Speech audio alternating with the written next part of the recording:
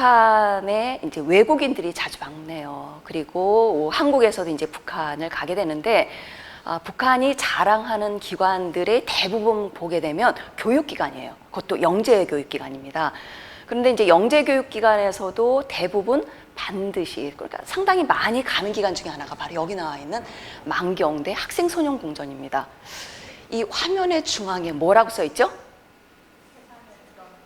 예. 세상에 부러움 없어라. 이렇게 세상에 부러움 없어라라고 하는 이야기가 나올 수 있는 게, 이 규모를 보면 알 수 있지, 이 규모가 더 큽니다. 이 기관 안에는 보통 수영장, 체육관, 도서관, 영화관, 뭐 이렇게 온갖 시설이, 대규모 시설이 이제 다 갖춰져 있어요. 일반 학교 아이들이 학교 수업이 끝나고 나면 한 1000여 명 정도가 우르르 이 학교로 다 갑니다. 그래서 북한 공식적인 당국의 이야기를 하게 되면 이 시설 안에 5000명 정도가 들어가 올 수가 있고, 한 150여 종의 다양한 과목, 예체능이든 과학기술이든 이제 이러한 것들을 이제 배우고 있다고 합니다. 마찬가지로 만경대 학생소년궁전인데요. 이런 만경대 학생소년궁전에 과연 어떤 아이들이 여기서 교육을 받을까? 보게 되면 만경대 학생소년궁전을 공식적으로 말할 때는 누구나가 다 와서 들을 수 있다고 얘기를 해요. 근데 이제 기본적으로 누구나가 다 와서 들을 수가 있느냐, 그게 아니고 뭔가 뛰어난 재능과 뭔가 소질을 가지고 있는 애들을 각 학교에서 선발을 해요. 선발을 해서 바로 이곳에 이제 모여서 다양한 과목들을 이제 배울 수 있도록 그렇게 하고 있습니다.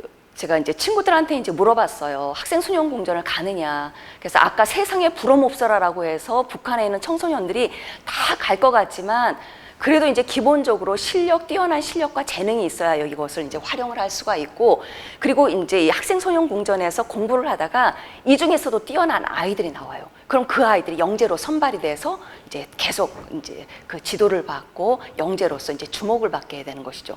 근데 한편에서는 또 어떤 얘기를 하냐면, 재능과 소질이 있다고 하더라도 여기에는 기본적으로 여기에 가정의 배경이 영향을 미친다는 얘기를 해요. 왜냐하면 부모가 어느 정도 이 재능을 뒷받침해 줄 수 있는 경제력이 있어야 이곳에 이제 들어올 수 있다는 이런 이야기도 합니다. 북한의 영재 교육이 왜 그렇게 중요한가에 대해서 살펴보려고 합니다. 뭐라고 돼 있죠? 강성대국 건설. 북한은 왜 이렇게 영재 교육을 중요시하냐면, 영재 교육은 국가 인재를 양성하기 때문입니다. 그래서 북한은 그 강성대국 건설이라고 하는 것을 목표에 두고, 한쪽은 국방 안전, 그리고 한쪽은 경제 개발. 그 경제 개발이라고 하는 것을 목표로 해서는 그 정보화 교육, 과학기술 교육, 이런 것들을 이제 계속 양성을 하는데, 이렇게 단기간 안에 제한된 예산으로 인재를 양성하려고 하면 북한이 자랑하는 12년제 의무교육제, 이 체계 안에서는 어느 정도 한계를 가지고 있어요.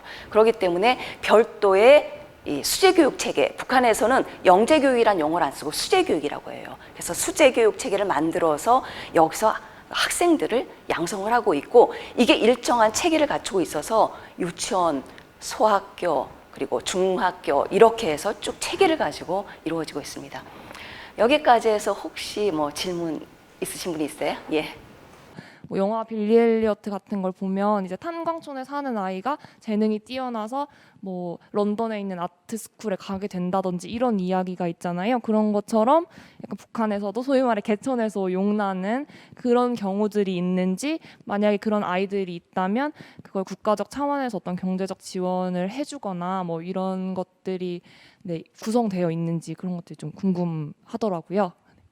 예, 참 중요한 질문을 해주신 것 같아요. 영재교육이라고 하는 것이 이제 영재, 재능이 가장 중요한데, 가정의 배경이 아니라 그 아이의 정말 실력이 있으면 영재로서 이제 키워주느냐, 가난한 아이들도 키워주느냐. 이 제도면에서는 북한이 그것은 상당히 이제 잘 되어 있습니다. 왜냐하면 아무리 가정 배경이 영향을 미친다고 하더라도, 예를 들면 그 학교에서 체육 영재 같은 경우에 우리가 3000m 같은 경우를 일반 아이들이 한 15분 정도 걸리는데, 이 한 영재 아이가 한 3분 만에 달렸다.